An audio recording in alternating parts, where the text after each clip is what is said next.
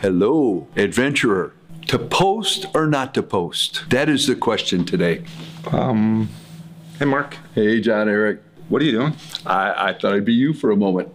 You threw me off. I didn't know. Why would you want to be me? You can be you. If you had a choice between being me or him, like, it's a no-brainer. Every day I get to watch you in adventure. I just want to share an adventure. We are sharing an adventure. I'm just on your adventure. To post or not to post? That is the question.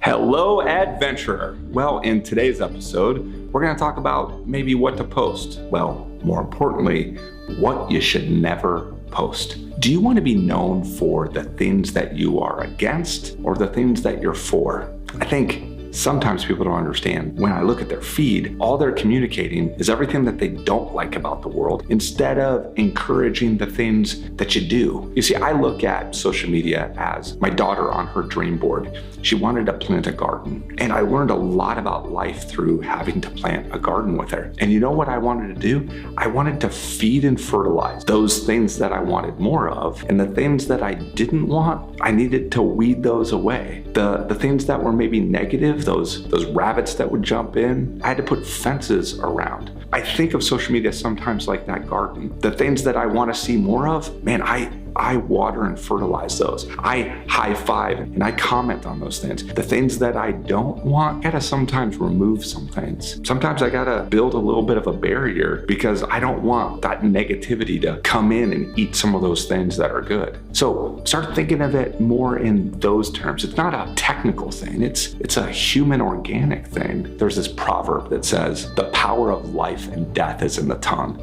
And you know what? I would say that the power of life and death is in your post, is in your tweet. Breathe life into things instead of just breathing death and a curse on things.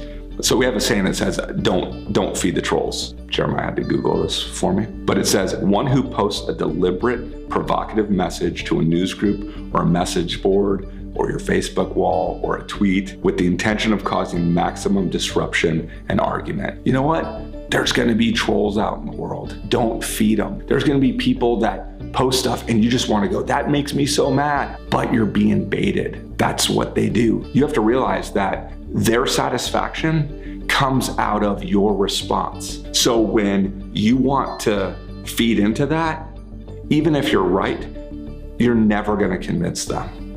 So don't feed the trolls.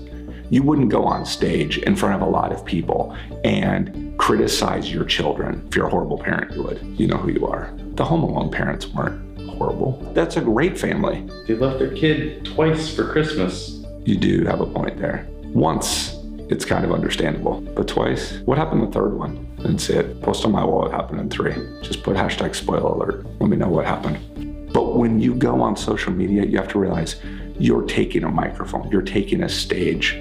Be careful what you say because you would never want to tear somebody down. You would never want to be critical that way. We have a little bit of an internal policy with my team is that you never communicate your feelings on email. Email's for a factual exchange of information. You're not going to go through and say, this is how I feel, and we don't do that. The other thing is like with texting, it's so easy to say, I thought you said you were going to do this. I even saw today on somebody's Facebook, they wrote something really encouraging and the other person wrote back, hey, thanks for calling me back. I'm going like, what? Who does that? Like, you're on a public stage. Why would you do that? If you do have to confront, right? Sometimes you need to have a tough conversation. Avoiding confrontation is a form of lying to that person. If you really care about them, you might need to have a conversation. Take the highest form of communication. And sending a tweet, sending a text, those are not the best forms of communication. You need to wait on those. Take out a journal, write down all your thoughts, scribble really hard, write that email, delete it, don't hit send. That's happened. Oops.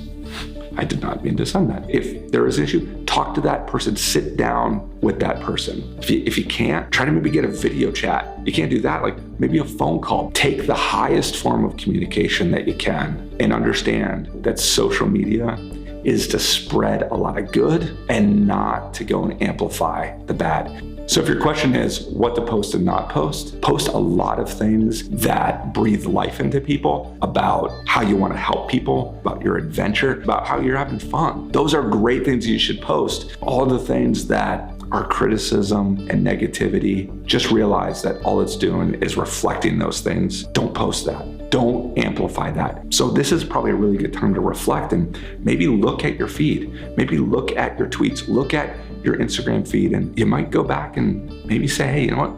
Maybe I should delete some of those things. I think what happens is that we want to be perfect. And you know what? You're not going to be perfect. And social media is way too new. A lot of times there isn't a right answer. There's the right answer for you. It's okay to make mistakes. Go back and delete some of those. Learn from that. The way you've posted, how do you want to shape it? Because the world needs more thoughtful people, and your adventure and your opportunity begins right now.